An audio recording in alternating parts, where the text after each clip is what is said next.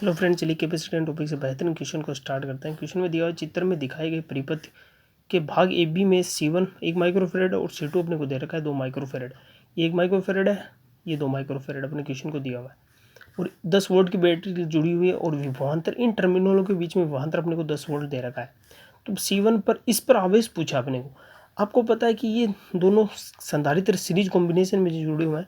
तो series combination में आपको पता है सबसे पहले सीरीज कॉम्बिनेशन में क्या होता है, सीरीज कॉम्बिनेशन में क्यू सेम होता है, यानी दोनों संधारित्र पर जो आवेश होगा वो समान रूप से होगा, क्योंकि क्यू आवेश सीरीज में समान रहता है।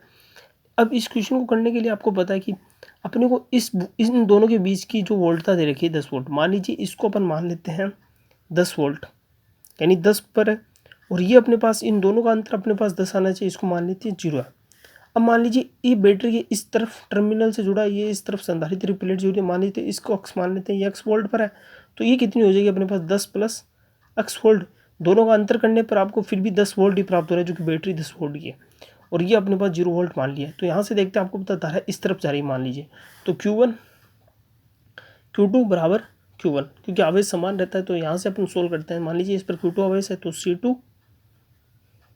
C2 बराबर C2 यानी C2 इसको माना, तो अपने पास आ जाएगा 10 माइनस एक्स बराबर।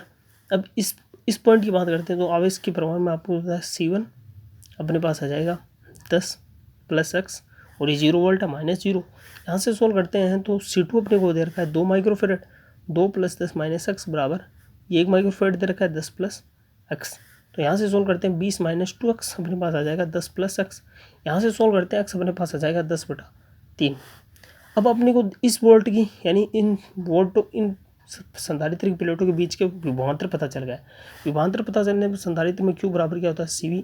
तो अपन Q1 के C1 पर आवेश कैलकुलेट कर, मान लीजिए Q1 है, तो यहाँ से C1 और V1, तो आपको पता है C1 कितना दे रखा अपने को, 1 माइक्रोफेरेड दे रखा है, और इसकी जो वोल्टता अपन ने निकाली होगी 10 प्लस एक्स।